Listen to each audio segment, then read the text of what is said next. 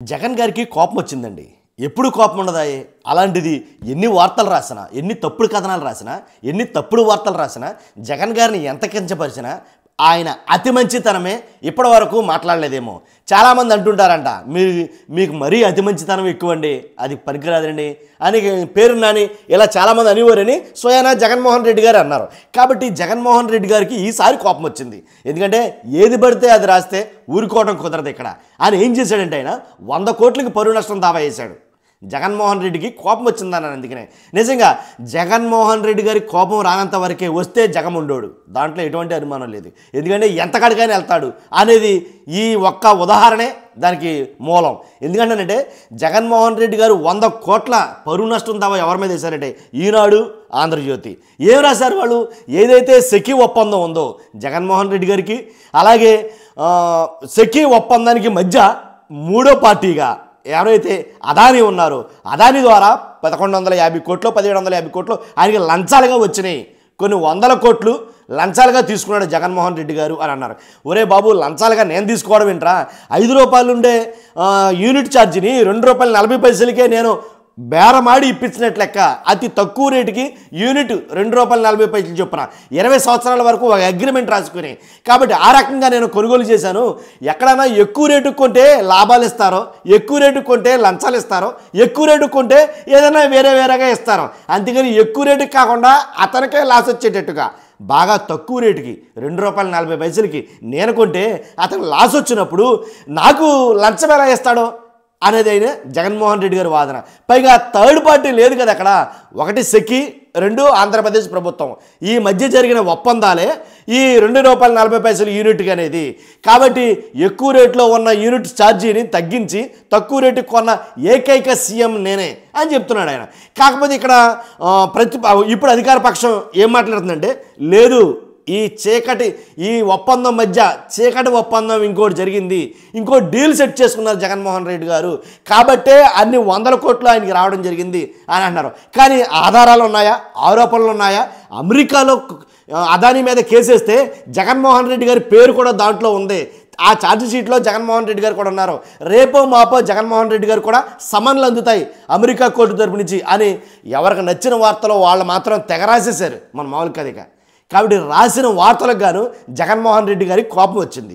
కోపం వచ్చిన వలన ఇక ఢిల్లీ కోర్టులో జగన్మోహన్ రెడ్డి గారు కేసు వేయటం జరిగింది.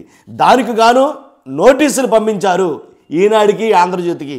ఏదైతే జగన్మోహన్ రెడ్డి గారి మీద రకరకాల వార్తలు, పోస్టులు అవి పెట్టడం జరిగిందో వాటన్నిటి మీద 100 కోట్లు పరువు నష్టం దాయ అయితే వేస్తానని చెప్పంటే నోటీసులు వెళ్ళిన తర్వాత గౌరవ కోర్టు కొన్ని మాటలైతే మాట్లాడడం జరిగింది.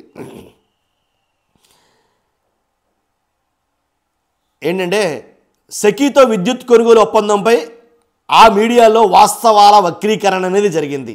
నాపై ప్రసారం చేసిన కథనాలను తొలగించేలా వాటిని ఆదేశించండి. బేషరతుగా క్షమాపణలు చెప్పి ప్రముఖంగా ప్రచురించేలా ఆదేశాలు ఇవ్వండి. మెయిన్ పేపర్లో రావాలా. ఏదైతే మెయిన్ పేపర్ ఉంటుందో ఫస్ట్ పేపర్లో బేషరతుగా క్షమాపణలు అని చెప్పేసి పెద్ద అక్షరాలతోటి హెడ్డింగ్ పెట్టి మరీ రావాలా. ఈ రకంగా జగన్ గారు మాట్లాడటం నేను ఎప్పుడు చూడాల. రావాలి అనే చెప్పిన ఆయన అడగడం జరిగింది. ఢిల్లీ హైకోర్టును అభ్యర్థించిన మాజీ ముఖ్యమంత్రి వైఎస్ జగన్మోహన్ రెడ్డి గారు. జగన్ పరువు నష్టం దావాపై స్పందించిన ఢిల్లీ హైకోర్టు. ఈనాడు, ఆంధ్రజ్యోతికి కోర్టు సమన్లు. ఆ కథనాలు, పోస్టులు తొలగించే వ్యవహారంలో నోటీసులు అయితే కనుక పంపడం జరిగింది. కాబట్టి ఆ నోటీసులు తీసుకున్న తర్వాత ఏదైతే కేంద్ర ప్రభుత్వ సంస్థ solar energy corporation of India సెకీకి సౌర విద్యుత్ కొనుగోలు ఒప్పందం వ్యవహారంలో తమకు ముడుపులు అందాయని ఈనాడు, ఆంధ్రజ్యోతి దినపత్రికకు ప్రచురించిన తప్పుడు దురుద్దేశ పూర్వక కథనాలపై మాజీ ముఖ్యమంత్రి వైఎస్ జగన్మోహన్ రెడ్డి ఏదైతే దాఖలు చేసిన పరువు నష్టం దావా కేసు ఏదైతే ఉందో ఢిల్లీ హైకోర్టు స్పందించింది. తప్పుడు కథనాలను ప్రసారం చేసిన Ushodaya enterprises private limited publisher, దాని editor M Nageswararao, Amoda publications private limited publisher, దాని ఎడిటర్ ఎస్ రాహుల్ కుమార్కు ఢిల్లీ హైకోర్టు సోమవారం సమన్లు జారీ చేసింది.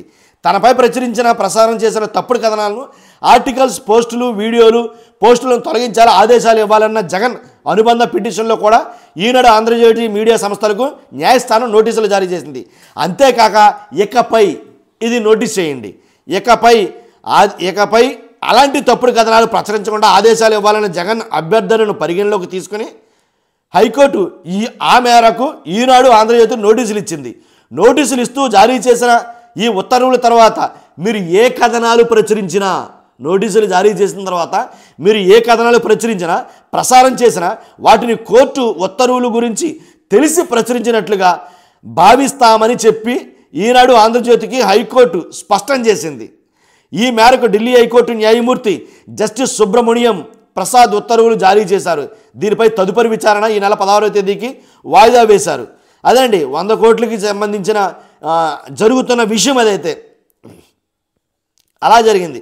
కాబట్టి ఈ రకంగా ఇక మీదట జగన్మోహన్ రెడ్డి గారి మీద ఏది ప్రచురించాలన్నా సరే ఇక మీదట ఆచితూచి ప్రచురించాలి. ఎందుకంటే ఊరుకునే ప్రసక్తే లేదని తెగ్గొట్టేశాడు జగన్మోహన్ రెడ్డి గారు. కాబట్టి చూస్తున్న మీ అందరి అభిప్రాయం ఏంటి? నిజంగా తప్పుడు కథనాలే ప్రచురించారంటారా? వాస్తవాలనే లేకుండా అబద్ధాలని, వాస్తవాలను కాకుండా అబద్ధాలు ప్రచురిస్తున్నారంటారా? ఏంటనేది మీ అభిప్రాయం తెలియజేయండి. ఖచ్చితంగా కామెంట్ రూపంలో తెలియజేయండి. అంతేకాదు పక్కాగా మన ఛానల్ సబ్స్క్రైబ్ చేయండి. కొత్త వాళ్ళు పక్కాగా సబ్స్క్రైబ్ చేయండి. అంతేకాదు మీ అమూల్యమైన అభిప్రాయాన్ని కామెంట్ రూపంలో తెలియజేయండి. ఫస్ట్ లైక్ చేయండి. Thank you.